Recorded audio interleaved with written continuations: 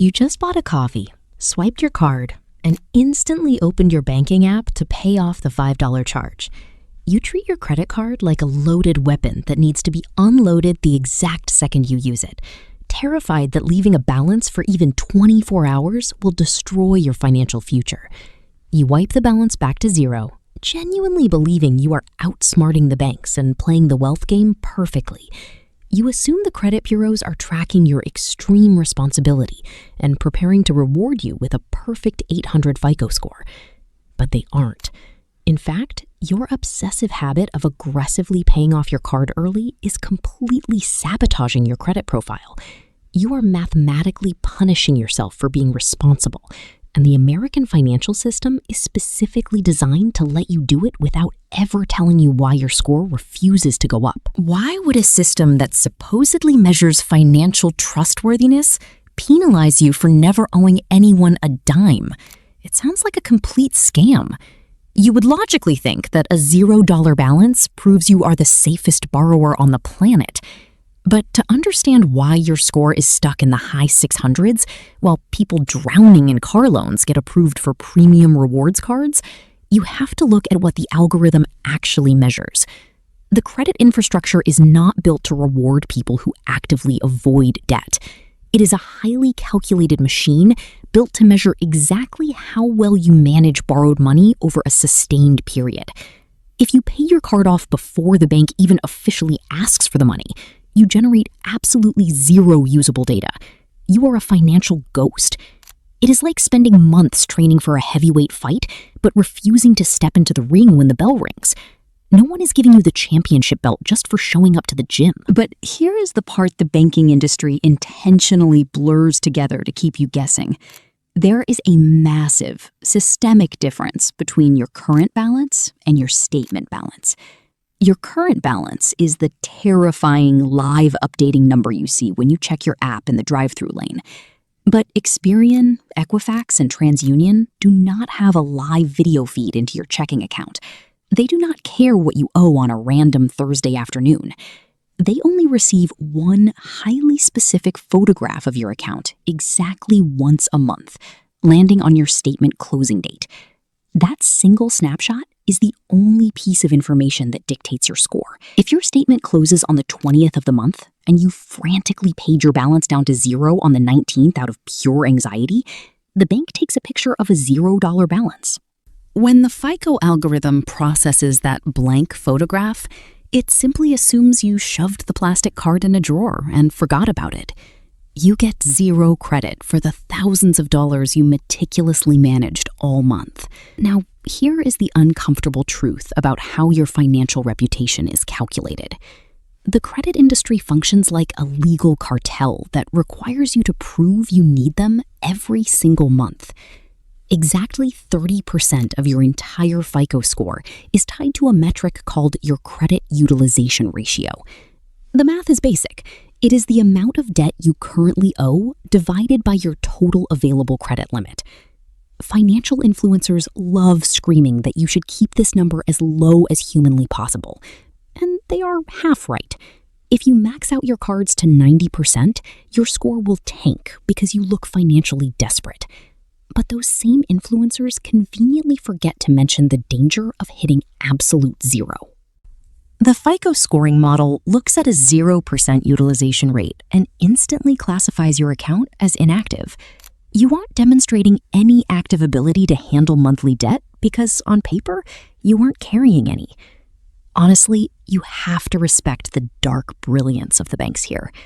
The system forces you to leave a balance sitting on the table just so they can track it, quietly hoping you might forget to pay it and trigger a 29% interest rate. It is a psychological trap meant to exhaust your discipline. So here is the question you should be asking yourself. If the algorithm demands that you show a balance to get a good score, doesn't that mean you inevitably have to pay interest? This is the exact lie that keeps the middle class trapped and terrified of credit. People assume showing a balance means carrying debt into the next month and paying the bank a fee. But that is a toxic myth, fabricated by people who do not understand the grace period loophole. Never pay a single cent of interest to a credit card company just to build credit. Paying interest does absolutely nothing to boost your FICO score. That is a toxic lie spread by people who do not understand the critical mechanical difference between a statement closing date and a payment due date. These are two completely different timelines operating on the exact same account, legally designed to overlap just enough to confuse you into making a costly mistake. Your statement closing date is simply the day the bank tallies up your purchases from the last 30 days and takes the photograph they send to the credit bureaus. But your actual payment due date is by federal law under the Card Act at least 21 days after that closing date. This massive gap in time is called your grace period. The banks rely on the fact that you are too exhausted from working 40 hours a week to sit down and decode their billing cycles. But understanding how to ruthlessly exploit this grace period is the exact secret to gaming the FICO system without losing a dime. Here is the exact sequence you need to execute to trigger automatic limit increases and push your score into the Elite 800 Club. First, stop treating your credit card like a debit card. Let all your normal, budgeted expenses accumulate on the card as usual. Next, find out exactly what day your statement closes by checking your PDF statement. Let us say your closing date is the 15th. Right before the 15th, maybe on the 12th or 13th, you go into your app and pay down that massive balance, leaving just a tiny, calculated sliver behind. You want to leave roughly 1 to 5% of your total credit limit on the card. If your limit is $2,000, you pay everything off except for exactly $20. On the 15th, the bank's automated system takes the photograph. They see that $20 balance and report a 1% utilization rate to Experian. The algorithm registers this as the absolute gold standard of credit behavior. You are actively using the card, but barely touching your limit. You just proved you can hold the loaded gun without pulling the trigger. A few days after that closing date, you will receive your official monthly bill in the mail for that remaining $20. This is where the magic of the grace period kicks in. You simply pay that $20 in full before the actual payment due date. Because you paid the statement balance entirely in full before the due date arrived, you completely avoid any interest charges. You just extracted the massive credit score benefit of showing a balance without paying a single penny in fees to the multi-billion-dollar bank. You manipulated the snapshot to work entirely in your favor. When you execute this strategy consistently, banks do not just tick your score upward. They begin aggressively trying to lend you more money. Within a few months, they will start throwing automatic credit limit increases at your account because you look like a highly profitable, perfectly safe customer. And the beauty is, when your limit increases, hitting that 1% utilization threshold becomes even easier, creating a compounding loop of financial trust. But what if your current limit is so incredibly low that keeping your utilization under 5% is mathematically impossible? If you only have a $300 beginner limit, buying a single tank of gas instantly spikes your ratio into the red zone and destroys your score. Here is another uncomfortable reality of the American credit system.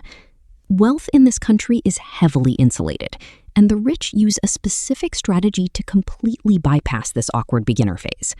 It is called authorized user piggybacking. If you have a trusted family member with a long, flawless credit history and a massive credit limit, they can add you to their card as an authorized user. They don't even need to hand you the physical plastic.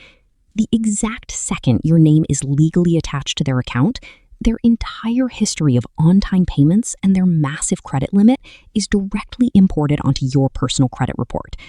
You literally copy and paste someone else's financial discipline onto your social security number, instantly diluting your utilization ratio down to nothing. That is the stark difference between playing the game on hard mode and understanding the architecture of the system. The middle class is taught to fear credit, to pay it off immediately, and to grind for years just to prove they are worthy of borrowing money. The wealthy understand that credit is just a data game, a series of monthly snapshots and algorithms that can be legally manipulated if you know exactly when the cameras are flashing. Next time you open that banking app while standing in the checkout line and feel that sudden, anxious urge to pay off a pending charge before the statement even closes, force yourself to stop.